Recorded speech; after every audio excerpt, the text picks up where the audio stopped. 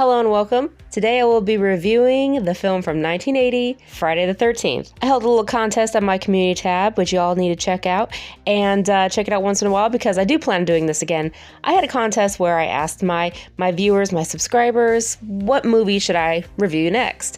And all in all, came down to Friday the 13th. I chose that film because Llama Vlogs has decided that's what I need to watch. So I'm like, you know what? I've been meaning to do it. Let's do it. So I'm reviewing Friday the 13th. So thanks again, Llama Vlogs. Truly appreciate it. Appreciate your support too. Now, I will be reviewing this film in its entirety. So I will be giving away, spoilers, but I will throw up a spoiler alert there. So if you want to watch up to that point and then go watch Friday the 13th, come back, watch the rest of my video, of course, and give me your opinion on what you thought of the movie. Now, even if you have never seen this film, we all know Friday the 13th. I mean, you should. It's a iconic horror slasher film.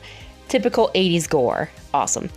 And even if you don't like gore films, I think you'll appreciate it for the same reason that I did. A lot of special effects that were just really practical special effects, and this is just the start of a great era. Now, since I'm such a crappy reviewer, I don't have everybody's names down as the characters. I have a couple characters' names I know. Some I'll just be calling Stupid Sexy Flanders because that's what he looks like, and another I'll be calling a young Kevin Bacon because that's who it is. It's a very young babyface Kevin Bacon. And if you do know anything about Friday the 13th, you'll be thinking Jason Voorhees, hockey mask, Machete. Will that be in this movie? Well, you'll find out. You'll have to bear with me. I was highly caffeinated when I reviewed this film, and a little caffeinated now. That's how I live my life now, people. It's the only way I can function, so bear with me. Bill Boy, Pep Boys, Pills, Beverly Hills.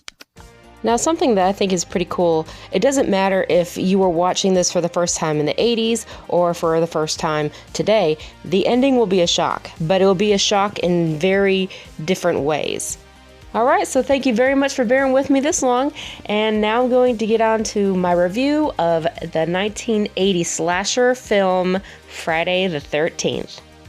We start out at Camp Crystal Lake in 1958. We see the camp counselors playing their Hallelujah song in one of the cabins.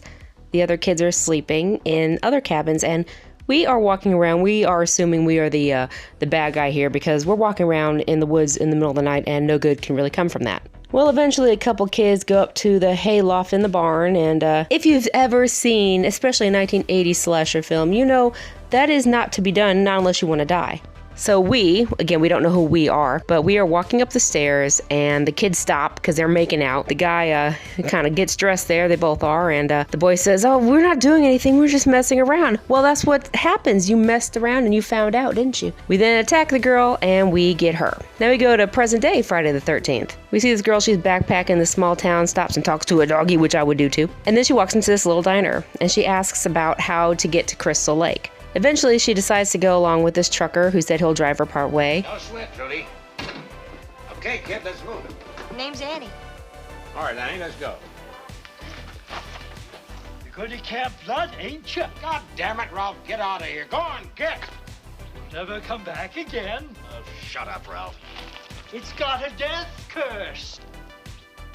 And that's when they meet old Ralph. It's got a death curse. I'm just going to start saying that. That's going to become my new motto. It's got a death curse. On the way, the trucker explains to Annie that this Camp Crystal Lake has not had a good reputation. Some kids were killed, another kid drowned, but yet they keep opening the place up every year for a summer camp, because that seems logical. The trucker drops Annie off halfway, which is across from a cemetery. He drives off, and she continues walking. Then we see 3 kids in a pickup truck on their way to Camp Crystal Lake. One of those kids is a very young Kevin Bacon. And whenever I see Kevin Bacon now, I just think of Roger from American Dad when Roger the alien got his Kevin Bacon nose and everybody thought he was Kevin Bacon. Ladies and gentlemen, presenting the Kevin Bacon.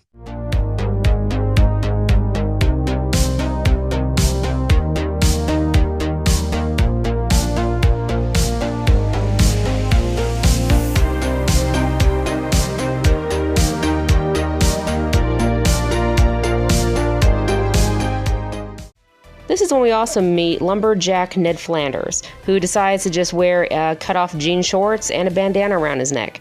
After a little bit of camp counselor hijinks, we go back to Annie, who's hitchhiking. And as we know, it's always a good idea to hitchhike. Please don't do that, kids. This is a good example why, actually. A Jeep stops and picks her up. I do want a Jeep, FYI, one day. I don't know why, but I want a Jeep. So they're driving, and she's talking, and she's like, you just missed the exit for Camp Crystal Lake. It was right back there. Well, again, we aren't talking, we aren't saying a thing, but we keep driving. So she decides to just tuck and roll. She finally gets up and hobbles into the woods, and we get out of the vehicle and we chase her down. We do see a glimpse of our shoes, but that's not telling us much. And then Annie falls flat on her face. This person brings out a knife and slashes her throat, which is actually a pretty good special effect, actually, if I have to say so myself. Eventually, a police officer shows up on his bike, and he asks the camp counselors if they have seen Ralph. And they said they haven't seen anybody. Is he dangerous? And he mentions something about, well, when he's drinking, he gets in trouble. So they just go back to cleaning. We see Alice. She's cleaning up the pots and pans, and she goes to the cupboard to put it away. And god damn it, there's f***ing Ralph. Messenger of God. Who are you? What do you want? God sent me. Ralph runs outside and grabs his bicycle, and he tells Alice, they see me rolling, they hating. We see Kevin Bacon making out with this young girl. Well, I shouldn't say young girl. We see a young Kevin Bacon making out with this young girl. And then we go down a little bit further. We see this guy walking down the side of the lake, and the guy looks up at one of these cabins, and somebody turns around in the doorway. Then whoever is in the doorway turns back and walks into the cabin. The guy goes to investigate.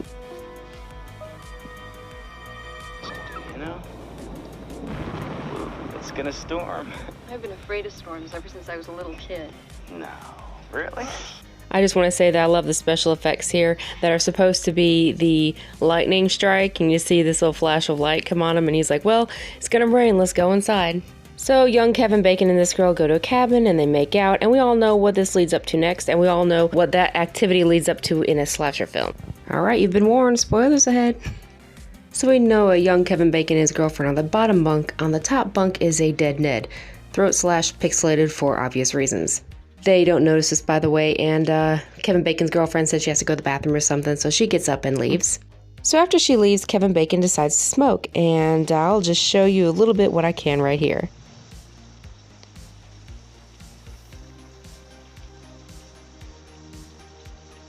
Someone grabs his head from under the bed while stabbing his throat, which looks like to be the tip of an arrow. You can kind of see the fake part because his neck and his face don't really match up perfectly. Like the color's a little bit off. It's a fake knife. Fake. So Kevin Bacon's girlfriend has been in the bathroom, and as she's ready to leave the stall, she hears someone. So she starts calling for Jack, and Jack, by the way, is Kevin Bacon, but I'm just calling him Kevin Bacon.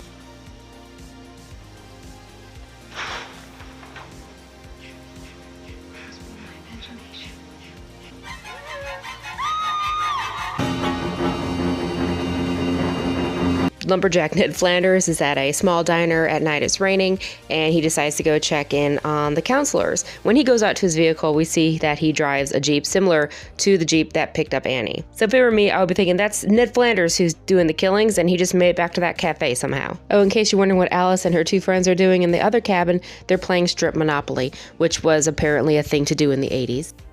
So Ned Flanders has some Jeep trouble, and he's stranded on the side of the road in the rain until a cop comes and says he'll take him to Camp Crystal Lake. Oh, and by the way, this girl, the strip Monopoly loser, she was lured out in the middle of the night in the rain by herself because she heard someone yelling for help.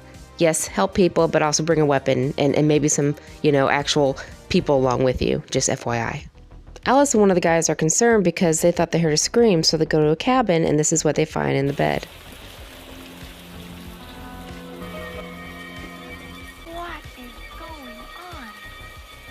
We go back to stupid, sexy Ned Flanders and the cop. The cop gets a call on his radio, and he has to head back, so he lets Ned Flanders out, and Ned Flanders is going to walk back to Crystal Lake. As he gets closer to the sign, this large light is in his face, and we can't see who's holding the light, of course, but he seems to recognize the person, and as he steps closer, he is attacked. After the pair could not find any of the other counselors, they decide to call for help. Well, the phone lines have been cut and their vehicle won't start, not to mention somebody turned off all the lights. So Bill decides to check out the generator while Alice stays home, tries to nap but can't, makes coffee and decides, you know what, he's been gone a while, I'm gonna check it out and see where he's at. The only thing she sees is his poncho until she closes the door. There's several arrows sticking out of his body, his neck, his face, his chest, and actually I just realized his groin got a good shot there too. So at this point, understandably, Alice is freaked out. She runs back to the cabin and starts tying everything up, blocking everything off, and this happens. A body is thrown through the window. That's the Monopoly loser right there. So Alice runs out of the cabin, and she runs right into a woman standing outside of a Jeep. Well, I'm Mrs. Voorhees, an old friend of the Christies. So Alice runs towards her. She hugs her. She's like, oh my God, everybody's dead. And Mrs. Voorhees is like, it's okay. She's like, no, Bill's dead, everybody's dead. And Mrs. Voorhees says, it's okay. It's all right. I'll take care of you. I used to work for the Christies. Oh, please help me get out of It's here. just this place. And the storm. That's why you're upset. No. Are you kidding me? Don't leave me. I'm not afraid. Bitch, I don't give a shit you work for. Let's get the fuck out of here. That's what I'm working towards. I'm working towards getting down that damn road. So Mrs. Voorhees just walks into the cabin and notices the dead woman who's been tossed through the window and just says, it's so sad. She's so young. And then she starts talking about this boy. She said, did you know a little boy drowned? A little boy named Jason. And she's telling this to Alice, who I'm sure is just like ready to get the hell out of there. Counselors weren't paying any attention.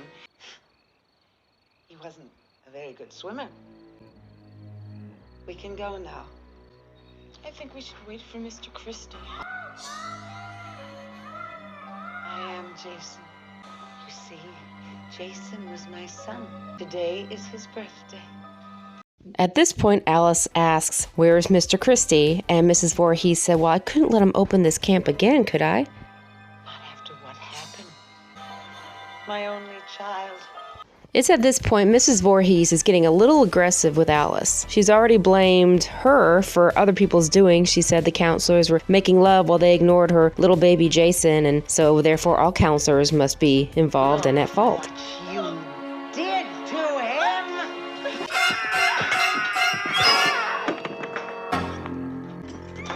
So Alice runs out of the cabin, no double tap, and goes to the Jeep and finds a dead Annie. Alice sets off again and runs into a hanging sexy Ned Flanders. I'm going to say I'm pretty impressed by Mrs. Voorhees. I mean, so far she's chucked a body through a window and hung a guy up out of the tree. I mean, I'm just saying my back couldn't handle it. Now, this is one of the scarier scenes for me. Of all the gore we've had, of all the people getting tortured and cut up and sliced and diced, the whole psychological thriller, the whole psychotic part is actually the scariest to me. Kill her, Mommy. It'll be easier for you than it was for Jason. Kill her, Mommy. Kill her. Now, according to my research, the whole Jason/Friday the 13th theme song is actually based on Kill Ma, or Kill Mom, Kill Mother, something similar, because she's hearing Jason tell her in her head to kill people, to avenge him. So Mrs. Voorhees and Alice, they fight a lot. I mean, like the last third of this movie is basically fisticuffs from what I've seen. I'm not going to talk about every single fight because, well, I mean, you can watch the movie. They fight a lot. Well, eventually Alice finds a canoe at the lake and we see Mrs. Voorhees swing her machete at the oar, slashing it in two. All right, now finally, we're going to get a good end all from Alice. Obviously, this is fake gore, but I do have to remind YouTube of that. All right, that's it. Mrs. Voorhees is not coming back from that. Well, we can see that she is now on the lake, Alice is, and she sees some cops have stopped, so it's over. Cops are going to come save her. She's going to get the hell out of this camp, and that will be the end of the movie.